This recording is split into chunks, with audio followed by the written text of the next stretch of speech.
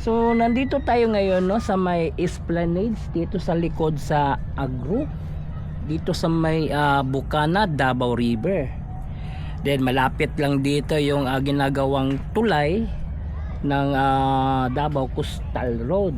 Pero tingnan natin nito ang Esplanades, sobrang ang linis na, nalinis na ng kabaranggayan andito. Then nilagyan ng mga ilaw, mga solar lights itong Esplanades. So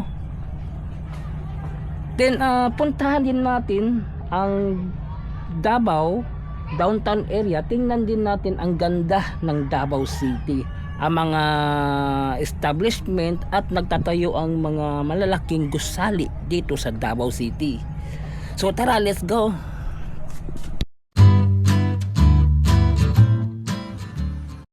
안녕하세요 여러분, 잘 지내세요? 먹고 싶어 행복해서. Welcome to my channel Crispy Core TV. Please subscribe, like and share. So nandito tayo ngayon sa may Esplanades at tingnan natin ang Esplanades na nilinis at nilagyan ng solar lights. Then tingnan din natin ang Davao downtown area, mga gusali naglalakihan. So ito yung update natin, tara let's go. So mula doon sa may Davao River, sa may Coastal Road hanggang dito, ito yung patungo ng Agro, sa likod ng Agro. So ito yung nilagyan nila na solar lights. Then kita din natin lilinis dito na area, malinis sa tingnan. Ang naglinis dito is ang mga barangay dito, sila ang nag-maintain. Tingnan nyo, ang ganda. Oh,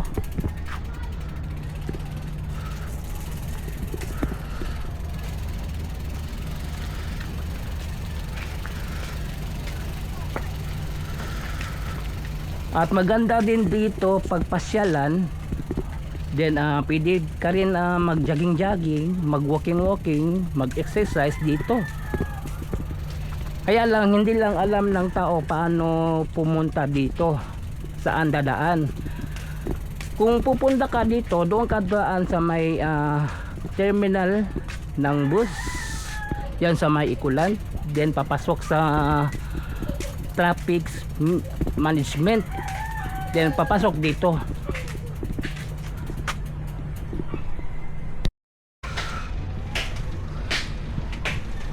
So ito yung Davao River. Then sa kabila naman sa may Boulevard segment, doon ginawa din ang Esplanades doon banda. Pinaganda din, tulad na ginawa nila dito sa may Ikulan, likod sa may Agro.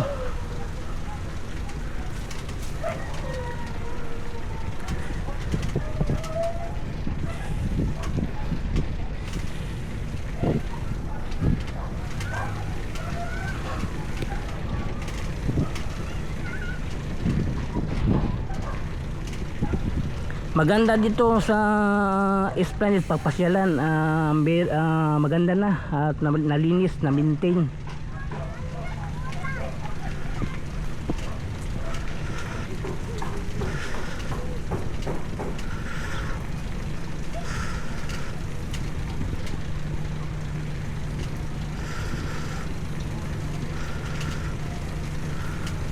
So ang layo na pala na abot itong Esplanades.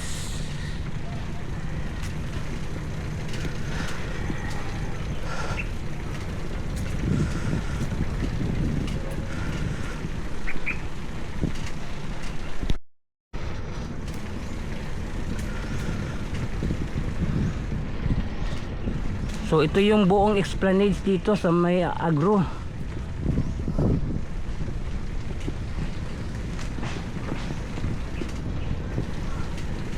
Tingnan natin hanggang saan dito yung Esplanades banda.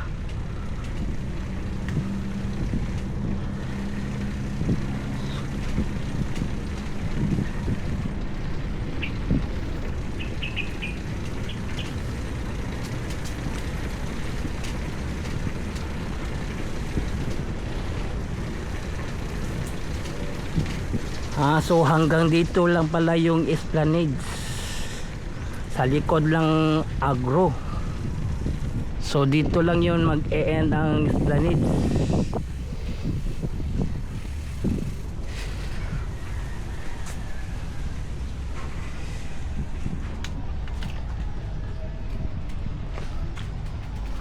Ito yung dulo ng Esplanade. Then ito yung Davao River. Doon naman sa kabila, ito yung Bukana Boulevard. Doon din ginawa din yung Esplanades katulad dito.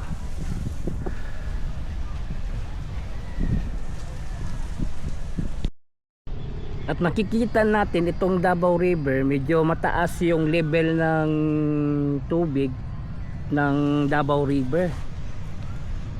Kasi umuulan doon sa bukid. So dito mataas yung level. Ito yung patungo ng dagat, labas na ang dagat.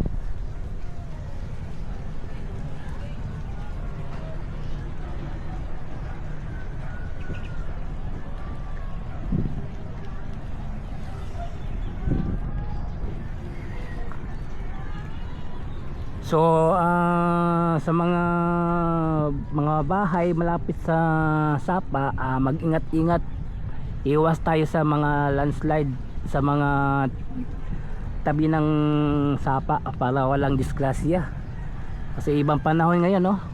Umuulan at daming nagaganap na landslide, pagbaha dahil sa ulan, walang tigil ng ulan. Katulad dito, mataas yung level ng tubig ng Davao River dito sa may Bukana, palabas ng dagat.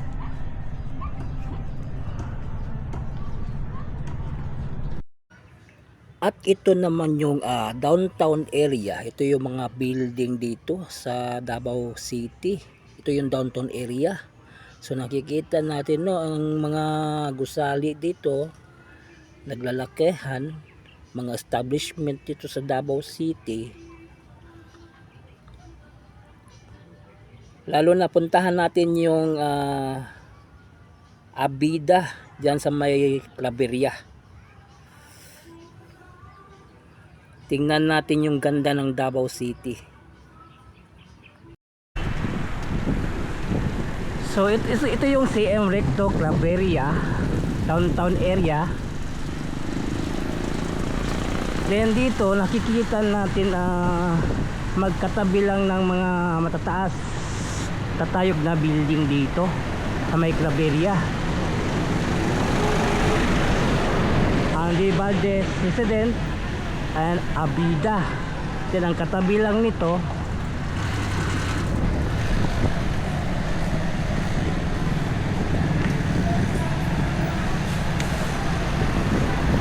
so apat na building ang matataas dito, nakatayo dito sa may Claveria, CM Recto. Lalo na dito sa may corner Rojas Avenue. Then hindi rin nagpapatalo itong Marco Polo.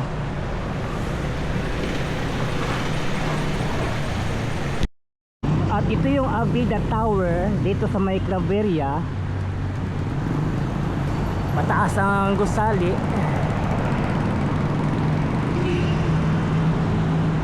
At kasama rin itong Abida doon sa may harap ng Abrisa Mall sa may Bahada, Ayala Land. Then itong katabi nito, ito yung building sa may dati Aldedinco. Then Di Valdez Resident.